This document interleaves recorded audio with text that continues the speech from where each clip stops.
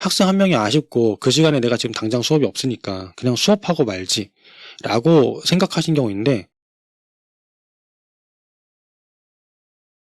수업 시간표 파워게임에 대한 거는 많이들 고민하시는 부분이긴 합니다. 수학은 공부방에서 하고 영어는 대형학원에서 하던 중학교 1학년 여학생, 영어학원에서 반이동을 하게 되어 시간표가 안 맞게 되었다고 고민을 하는 상황입니다. 영어 시간표에 맞춰 혼자 따로 시간표를 만들어야 하는 건지 아니면 시간이 안 맞다고 해야 되는 건지 잘 모르겠습니다. 보통 크고 수업료가 비싼 학원을 우선적으로 하고 작은 학원에 시간을 맞춰달라고 하는 것 같아 기분이 별로 좋지는 않습니다. 작은 학원 공부방도 나름 시간표가 정해지는데 말입니다. 이런 경우들이 있으시죠. 지역마다 요게 다릅니다. 예를 들면 저희가 안산에 맨 처음 오픈했을 때는 이 지역에서 수학학원들이 조금 더 숫자가 많았고 수학학원이 좀 파워가 센 학원들이 있었어요. 그래서 수학학원이 이제 수업시간표를 먼저 정해놓고 영어학원을 오시는 분들이 꽤 많으셨거든요. 옛날에는. 자, 그러다 보니까 저희 같은 경우도 수학학원 시간표를 맞추고 저희한테 와서 스케줄을 받으시면 저희는 월수금반을 얘기를 드렸는데 수학이 월수금이니까 등록을 못 하시겠다 하는 상황들이 발생을 하는 겁니다. 그래서 이게 어쩔 수 없어가지고 저희도 초창기에 저희가 자리 잡는 그 당시에는 근처 수학학원들이거나 아이들이 많이 다니는 학원 시간표들을 조사를 해서 그거랑 비슷하게 맞췄었어요. 왜냐하면 이게 어쩔 수가 없는 게 시장의 원리예요. 시장 경쟁 논리예요. 파워게임이라고 제가 말씀드린 게 그래서 그런 건데, 일단 시간표를 갖다가 구성할 때 고민해야 될 것에 대해서 좀 얘기를 해보도록 할게요. 이거는 신설하시는 학원이시라면은 가급적이면은 좀 고민해보시면 좋을 것 같고, 기존 학원이라 하시더라도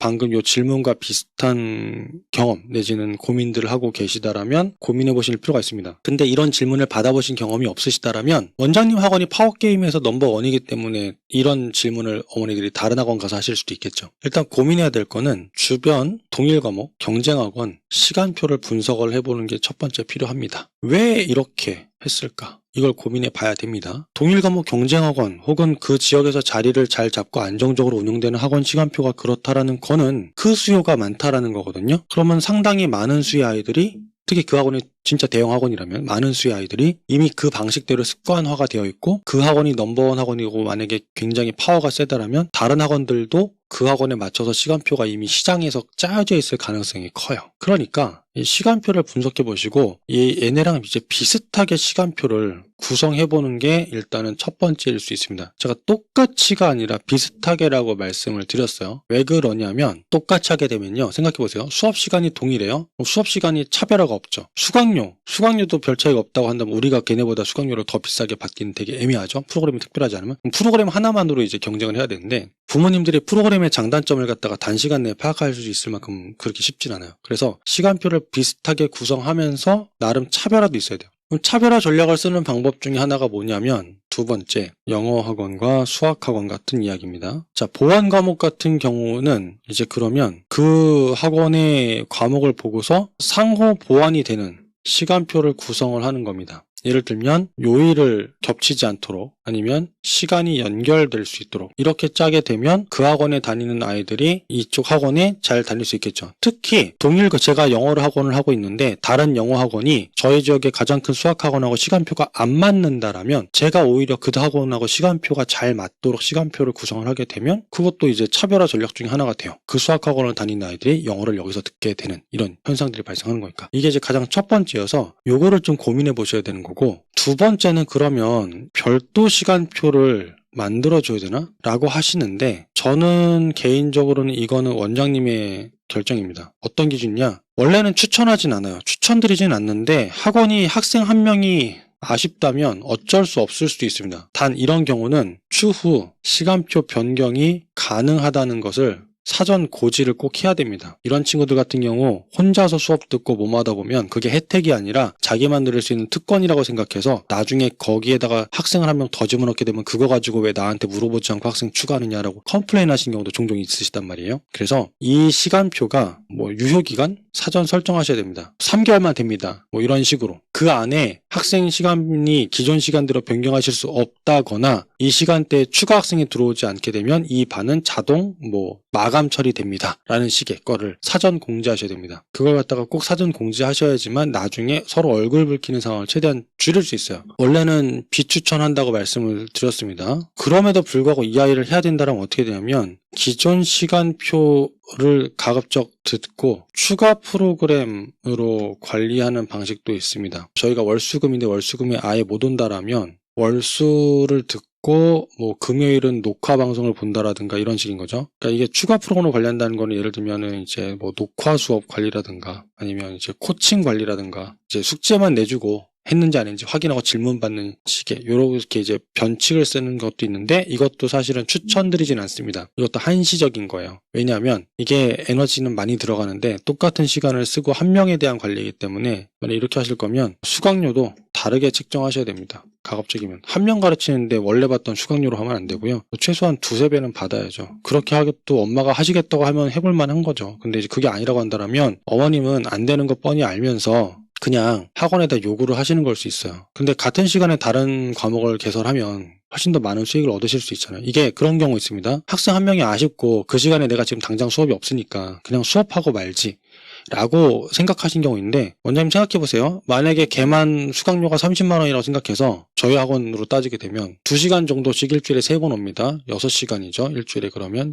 6시간에 4주 잡게 되면 6, 4, 24시간이에요. 수강료 30만 원이면 원장님의 인건비를 따졌을 때 30만 원을 24로 나누게 되면 시간당 15,000원도 안 되시는 거잖아요. 그 시간에 차라리 쿠팡이츠 배달하게 되면 그거보다 더 벌 것 같은데요. 그래서 추천 안 드립니다. 원장님의 시간은 가치를 다르게 쓰셔야 되는 게 맞다라고 생각해요. 그래서 저는 그 시간에 차라리 생산적인 걸 하시는 게 더 낫다고 봐요. 생산적인 것 중에 하나 뭐냐? 아니면 푹 쉬시는 것도 생산적인 걸 수 있어요. 수업 준비를 더 하시던가 아니면 기존 애들 데리고 보강하면서 걔도 여기다 껴서 하든가 이게 난 거지. 그 한 명 아깝다고 해서 그러니까 그런 식의 요구를 하시는 부모님들 같은 경우가 제 경험상 학생을 또 그렇게 마주 데리고 오시는 경우도 잘 없어요. 그래서 이게 원칙이라고 말씀드리기보다는 경험상 그렇다는 걸 말씀을 드리고 싶은 거고 그래서 그 시간에 그 한 명 때문에 그러시는 것보다 원장님이 좀 미래를 위해서 투자하시는 블로그에다가 글을 쓰시던 아이를 보충을 해서 더 추가적으로 관리해서 재원생 만족도를 더 끌어올리시던 다른 수업을 기획을 하시던 마케팅을 하시던 책을 보시던 공부를 하시던 좀 생산적인 시간으로 쓰시는 게 맞다라고 생각해요. 저는 개인적으로 추천드리지 않습니다. 그래서 시간표를 구성할 때 꼭 해야 되는 게 뭐냐면 신설 학원이라도 학생이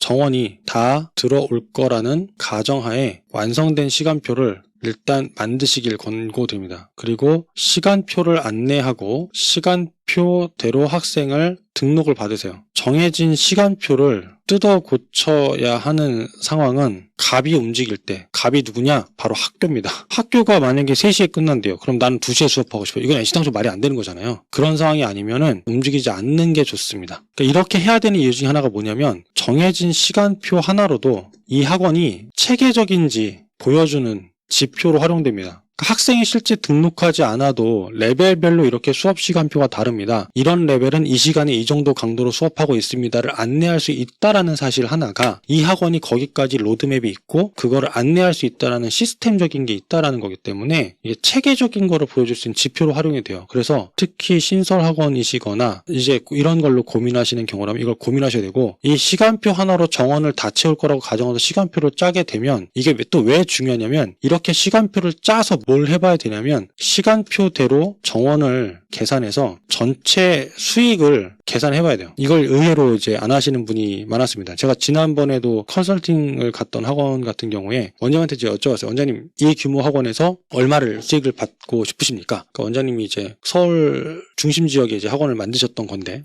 한 1,000만 원 정도는 나왔으면 좋겠다라고 얘기하신 거예요. 시간표가 사실 약간 애들의 요청에 따라서 그때그때 변경되다 보니까 약간 이제 아기가 안 맞아서 그걸 정리하면서 반 정원이 몇 명이니까 이렇게 되게 되면 원장님이 바라시는 거는 1,000만 원 정도를 원하시지만 여기서 학생을 갖다 모든 반을 전반 마감시켜도 1,000만 원이 안 나옵니다. 한 700 얼마가 나옵니다. 1,000만 원을 받을 거면 학생 한 명당 수강료를 이렇게 여기까지는 인상을 시키셔야지만 그 수익 구조가 가능할 겁니다. 근데 그게 계산이 떨어진 거예요. 그러다 보니까 원장님이 이제 거기서부터 계산을 하게 되면 학원 시스템을 다시 잡는 현상이 발생을 하거든요. 그런 것들이 있기 때문에 시간표를 짠다라는 게 굉장히 중요합니다. 간혹가다 학관로 카페에도 시간표 어떻게 짜세요라고 궁금해하시는 분들이 있는데 참고하실 수 있는 시간표는 지역 학원들의 시간표를 참고하시는 게 1순위세요. 왜냐면 지역이 다르게 되면 의미가 없으니까. 수강료도 지역에 따라 다르시고 그렇게 해보신 다음에 수강료하고 시간표를 맞물려 가지고 전체 학생 수를 계산해서 수익 구조를 짜야 됩니다. 그래야지만 가계부 작성을 해서 학원에서 이득을 가져가실 수 있어요. 그러니까 시간표가 생각보다 중요합니다. 저는 아까 질문하신 질문에 대한 대답만 생각한다면 저는 권고드리지 않는다. 꼭 그 친구를 잡아야겠다.